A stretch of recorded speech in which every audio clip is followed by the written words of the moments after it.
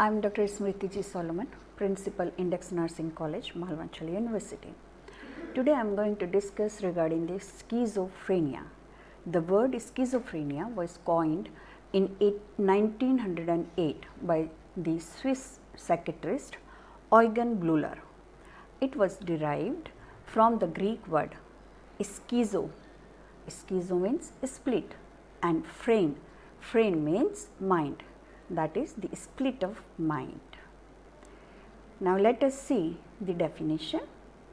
Schizophrenia is a psychotic condition characterized by disturbance in thinking, emotions and volitions in the presence of clear consciousness, which leads to social withdrawal. It means the patient will be having disturbance in thinking, emotions and the volitions.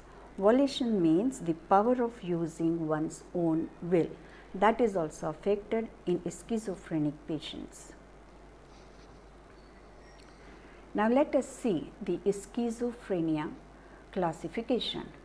According to ICD-10, it includes F20 to F29.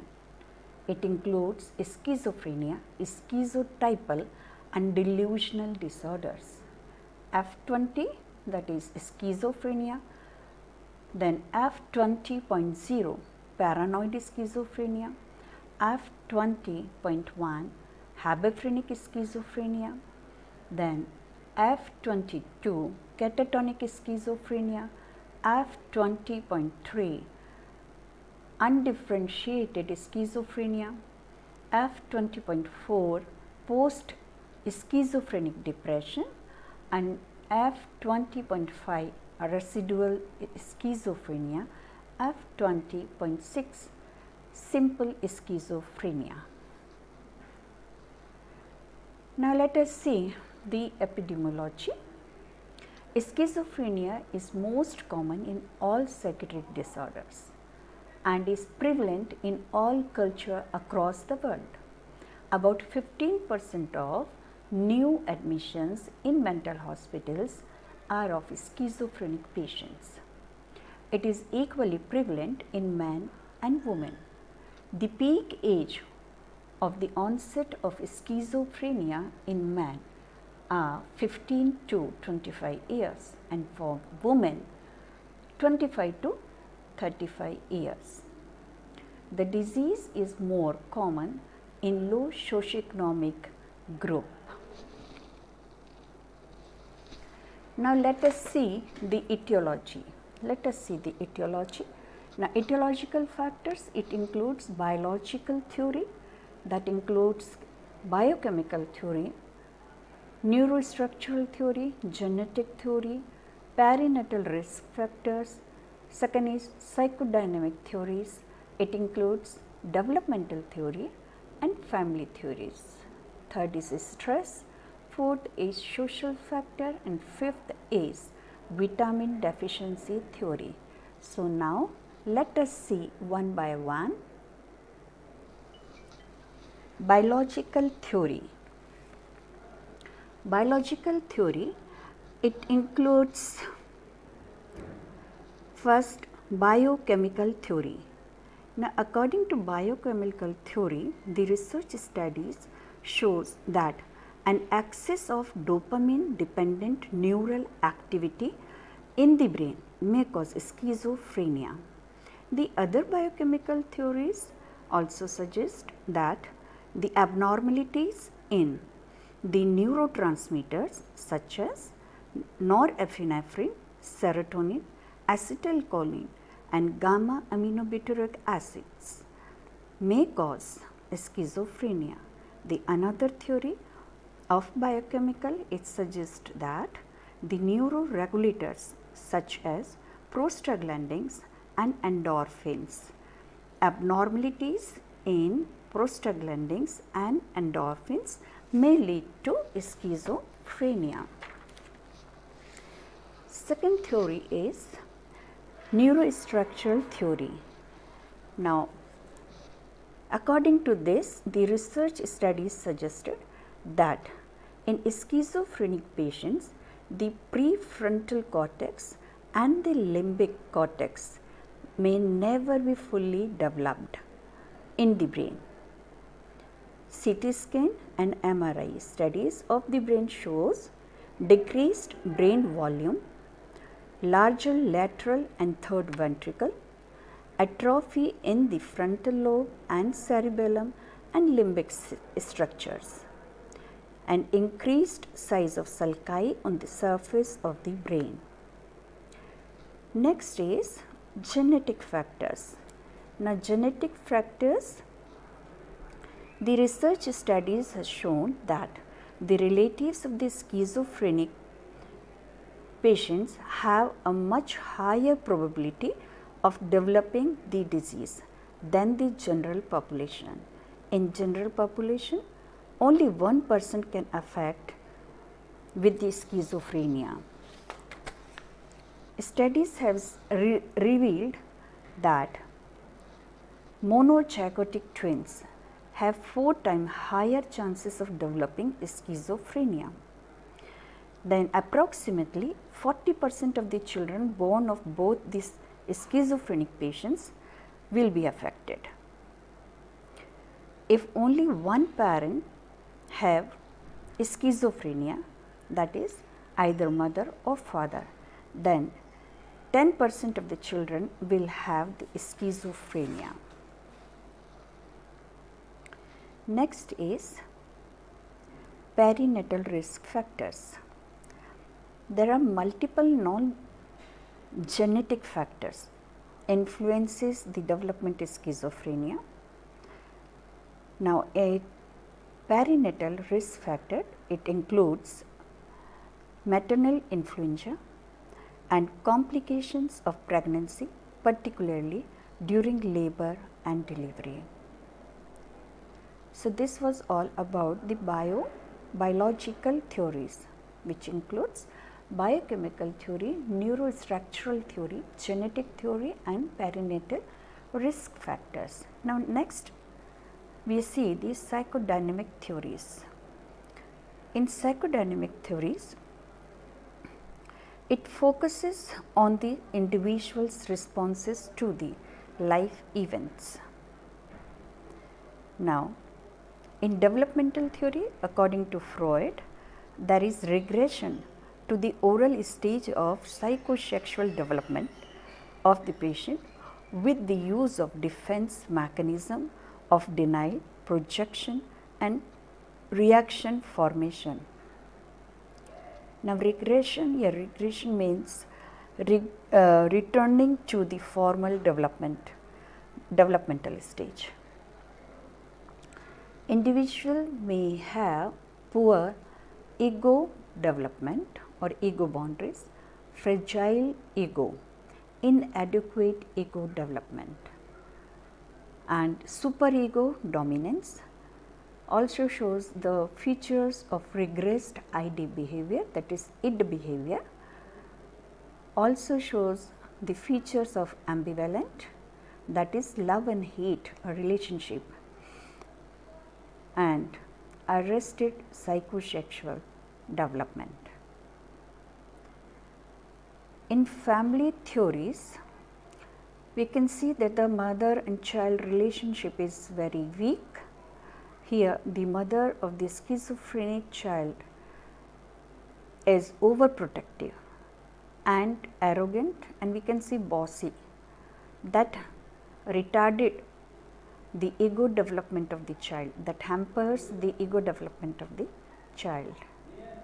Also, the dysfunctional family system, the hostility between the parents may lead the child to have schizophrenia. Double blind communication.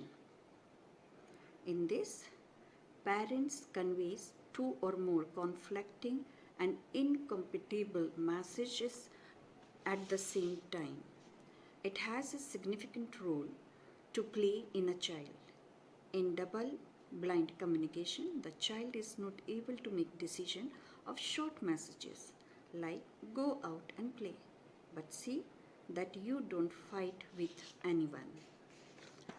Or it is better if you stay inside only, but it is not said by the parents or by the mother. So the child is not able to decide.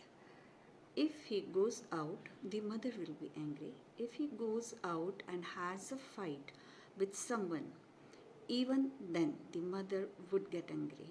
So the child withdraws gradually. Next is stress. Now, the people who are at the risk of developing schizophrenia, when it shows the both biological and psychodynamic predisposition, then these kind of patients should be avoided to have the stressful life events. They cannot tolerate. They may have the schizophrenia. Next is social factor. Now, in social factor, we can see that it is very common or prevalent in the area of high social mobility and disorganization, especially among members of very low classes, low social classes.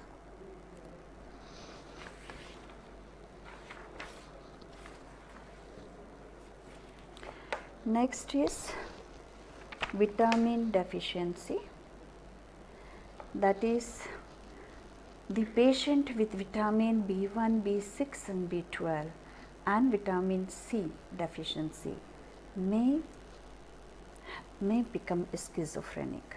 So these patients, those who are suffering with the vitamin B1, B6 and B12 and vitamin C, they must be taken care, they must be provided the vitamins sufficient daily recommended amount so that they may not go to a schizophrenic state.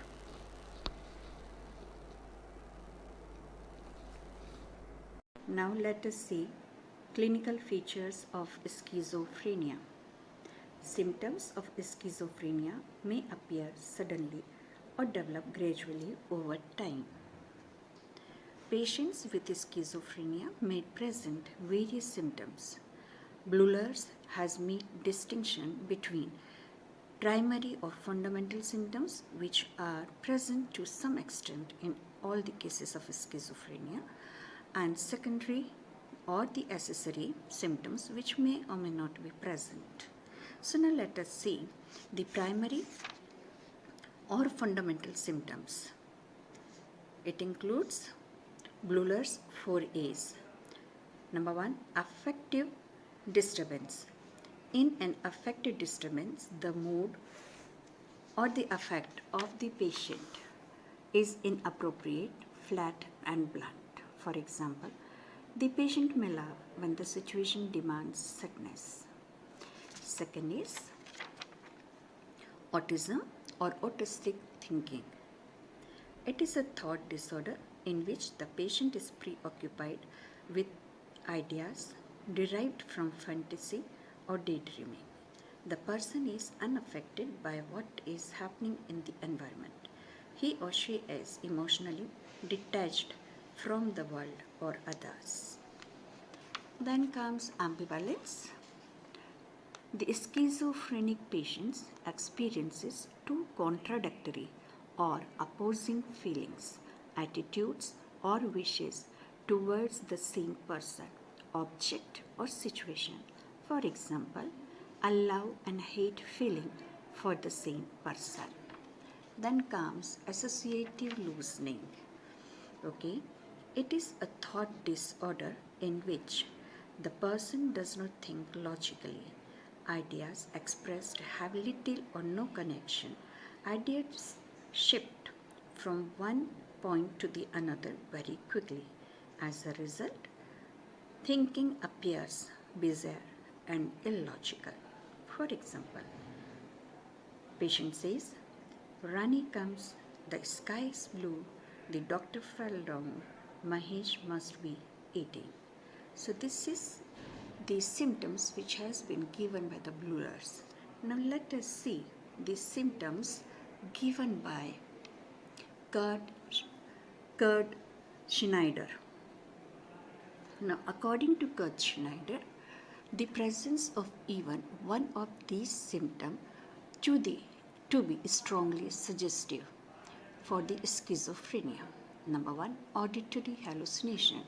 Now, auditory hallucination is very common in schizophrenic patient. The patient may hear voices that is discussing as a third person. Then thought disorder, that is thought withdrawal. The patient experience that the thoughts are withdrawn by the some other external agency or forces. Then thought insertion, the patient experiences that the thoughts are inserted in his brain by the other external agency. Thought broadcasting, it means the patient experiences that his thoughts are broadcast by some external faculty around around. Then comes the delusion of control, that is, the actions, feelings, and impulses are under the control of some external forces. Somatic passivity, the patient believes that sensations are being imposed upon his or her body by an outside force. Predominant clinical features in acute schizophrenia are delusion, hallucinations, and interference with thinking, and these features are commonly called as positive symptoms. Once the chronic syndrome is established, very few patients recover completely, and some of the positive and negative symptoms we can see in the patients. The positive symptoms which we can see in the patients includes delusion, hallucination, excitement or agitation, hostility or aggressive behavior, suspiciousness, ideas of reference, possible suicide tendencies. The negative features which we can see in the schizophrenic patients are affective flattening or blunting, avolition, apathy, lack of initiation or interest, attentional impairment, anhedonia, that is inability to experience pleasure, allogia, that is lack of speech output. The signs and symptoms commonly seen in schizophrenic patients are 1. Thought and speech disorder. Now, thought and speech disorder, it includes autistic thinking, loosening of association, and thought blocking. Thought blocking means a sudden interruption in the thought process. Neologism, a word newly coined by the patient, or an everyday word, it is used in a special way that is not readily understood by the others. Poverty of speech, it means decreased speech production, and echolalia.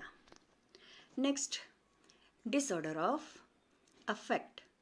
Disorders of affect, it includes apathy, emotional blending, emotional shallowness.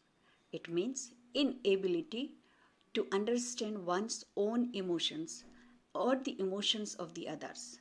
Anhedonia, it means inability to feel pleasure in normally pleasurable activities.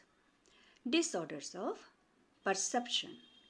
Auditory hallucinations are very common in schizophrenic patients, and visual hallucinations may sometimes occur along with auditory hallucinations. Tactile hallucination, gustatory hallucinations, and olfactory hallucinations are less common. Next is disorders of motor behavior. Now, in schizophrenic patient, we can see increased or decreased psychomotor activity, mannerisms, stereotypes activity, decreased self-care, and poor grooming. The other features which we can see in schizophrenic patients includes decreased functioning in work, social relations, and self-care as compared to the earlier life, loss of ego boundaries, loss of insight, and poor judgment.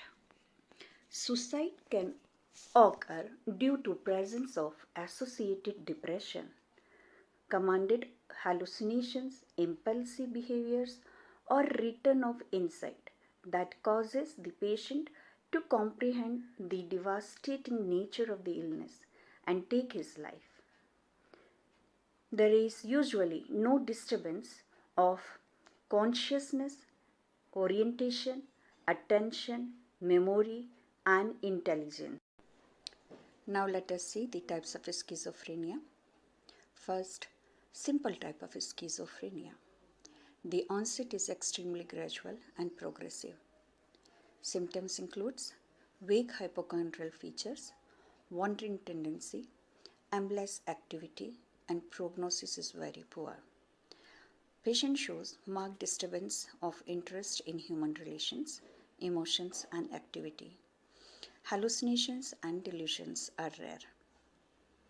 Associative looseness is present.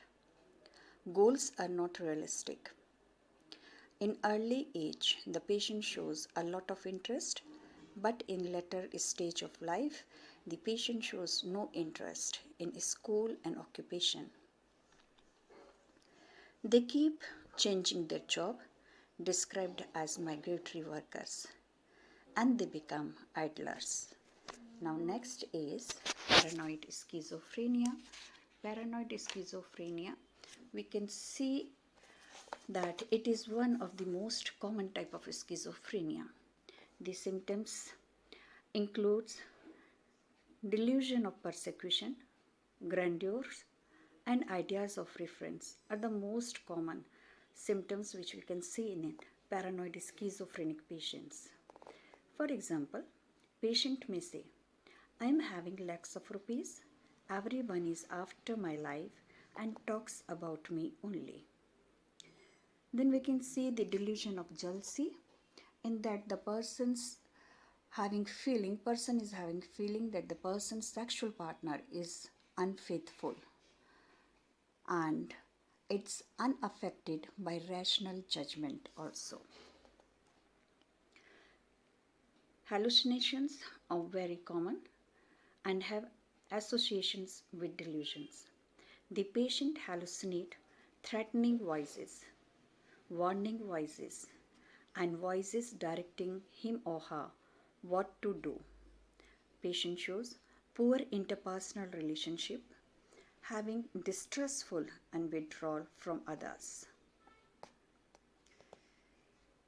Disorder of association can be seen while the patient is talking to someone, and depressive delusions are also common. Now next we can see third, habephrenic schizophrenia. Now in habephrenic schizophrenia we can see that the onset is early, gradual, and associated with poor pre-morbid personality.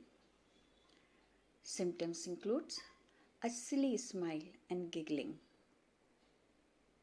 marked thought disorders, incoherence, severe loosening of association, extreme social impairment.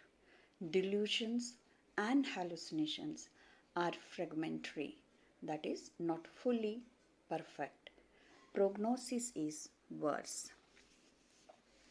Now here we can see the very common symptoms in hebephrenic symptoms are silly smile and giggling and self-distorted smile, and the patient shows a shallow laughter after little or no provocation. Delusions are of fantasy and bizarre nature can be seen in the patient. The patient urinates and defecates in the bed. It means the patient has a tendency to regress to the stage of or the state of vegetation. Behavior of habephrenic schizophrenia is indicated as silly behavior. Now next is catatonic schizophrenia. Now catatonic schizophrenia, we can see we are having in that two kinds of catatonic schizophrenia. That is, number one is catatonic excitement and the catatonic stupor. Now let us see the characteristics of catatonic excitement. In that we can see increased psychomotor activity, increase in speech production, loosening of association, and even the death may occur due to severe rigidity, hyperthermia, and dehydration. It means we can see the increase in psychomotor activity from restlessness, agitation, and excitement. Sometimes patient shows aggressiveness also. Increased in speech production, you can see the patient talks much. And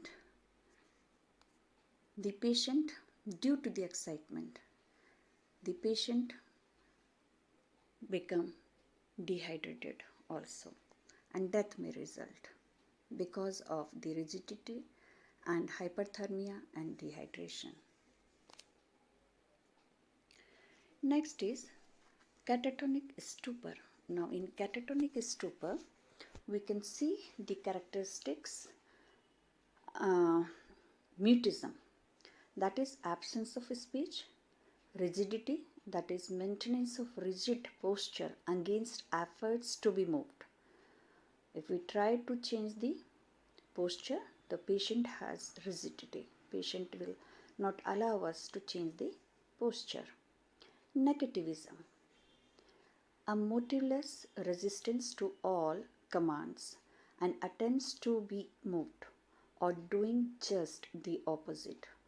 Negativism means whatever command is given to the patient will do just opposite of it. Then, for example, if we say, ask the patient to sit down, the patient will lie down. He will not sit down. So he'll do just the opposite of whatever is asked to do. Posturing, voluntary assumption of an inappropriate and often bizarre posture of long period of time. We can see the waxy flexibility in the patient. Patient may sit, may lie down, or adopt a posture for a long time until we change the posture. Then stupor, does not react to his or her surroundings and appears to be unaware of them. The eye movement will be there, the respiratory movement will be there in stupor stage, but the patient is not reactive to the surroundings. Then next is echolalia, that is the repetition of the phrases of the words. Whatever we are saying, the patient will also repeat the same word. If we ask the patient, how are you? The patient will say, how are you? Next is echopraxia, that is repetition of the actions observed. Waxy flexibility, the parts of the body can be placed in position that will be maintained for long period of time, even if very uncomfortable. Then also the patient will maintain the same position. Now, next is ambitendency, a conflict to do or not to do. For example, on asking to put out tongue, it is slightly protruded but taken back again. Then next is automatic obedience. Automatic obedience means obeys every command, irrespective of their nature. Next is undifferentiated schizophrenia. This category is diagnosed either when features of no subtypes are fully present or features of more than one subtypes are exhibited or shown.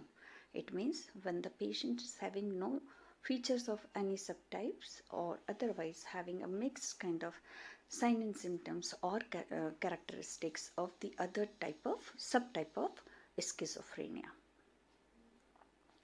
Residual schizophrenia, when a patient has a past history of at least one episode of schizophrenia but without prominent psychotic symptoms at present. It means the patient will be having at least one episode of schizophrenia, but in current situation we cannot see or we cannot find any psychotic symptom in the patient. It is characterized by emotional blending, abnormal behavior, illogical thinking, loosening of association, and social withdrawal. The patient withdraws himself or herself and not like to talk to the other people. Seventh is post-schizophrenic depression. It means in residual phase, depressive features develop and are associated with increased risk of suicide. Next, we'll see the diagnosis of schizophrenia. A mental status examination, psychiatric history, and a careful clinical observations forms the basis of diagnosing the schizophrenia. While conducting mental status examination, rule out the physical disorders, substance-induced psychosis, and primary mood disorders with psychotic features. The final and official diagnosis it is made on the basis of ICD-10 criteria. CT scan and MRI shows the enlarged ventricles, enlargement of sulci on the cerebral surface, and atrophy of cerebellum. Next is treatment. Treatment of schizophrenia, drug therapy or pharmacotherapy. Mainly, these patients respond to the antipsychotic medications. Now, in antipsychotic medications, there are two kinds of antipsychotic medications. Number one is conventional antipsychotics, and second is atypical antipsychotics. Conventional antipsychotic drugs includes chlorpromazine 300 to 1500 mg per day orally and 50 to 100 mg per day intramuscular. Haloperidol 5 to 100 mg per day orally or 5 to 20 mg per day intramuscular. Trifluoperazine 15 to 60 mg per day orally and 1 to 5 mg per day intramuscular. Atypical antipsychotic drugs. These are the drugs, they controls wider range of signs and symptoms than the conventional drugs. It includes clozapine 25 to 450 mg per day, risperidone 2 to 10 mg per day orally, olanzapine 10 to 20 mg per day orally. Other drugs which can be given, antidepressant drugs, that is selective serotonin reuptake inhibitors, monoamino oxidase inhibitors, and tricyclic antidepressant drugs.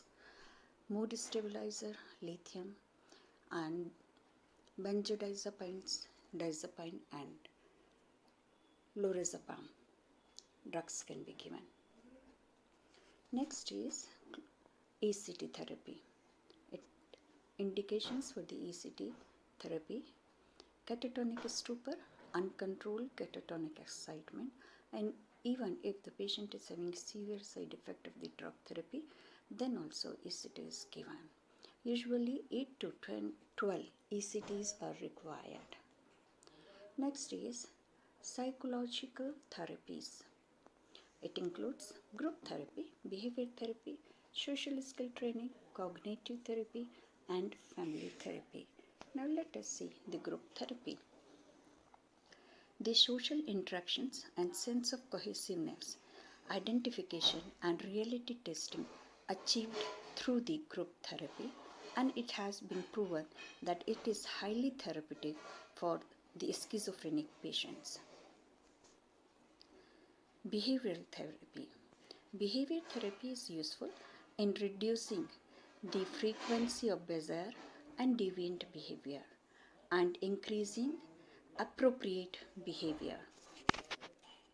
Next is social skill training. Social skill training. It helps the patient to correct the behaviors such as poor eye contact and odd facial expressions through the use of video tips, role playing, and homework assignments. Next is cognitive therapy. It is used to improve cognitive distortions like reducing distractibility and correcting judgment. Next, family therapy. Family therapy consists of a brief program for family education about schizophrenia. It has been found that relapse rate of schizophrenia are higher in families with high expressed emotions, where significant others makes critical comments and express hostility. The significant others are therefore taught to decrease the expectations and family tensions. Social skill trainings is also given to the family members to enhance communication and problem solving. Next is psychosocial rehabilitation. This includes activity therapy to develop work habit, retraining of previous vocational skills, or training of new vocational skill, providing vocational guidance and helping the individual to get independent job placement. So, till now, we have learned about the schizophrenia. In that, we have seen introduction, definition, classification of schizophrenia according to ICD-10, epidemiology, etiology, types of schizophrenia, clinical features of schizophrenia, and diagnosis and treatment of schizophrenia.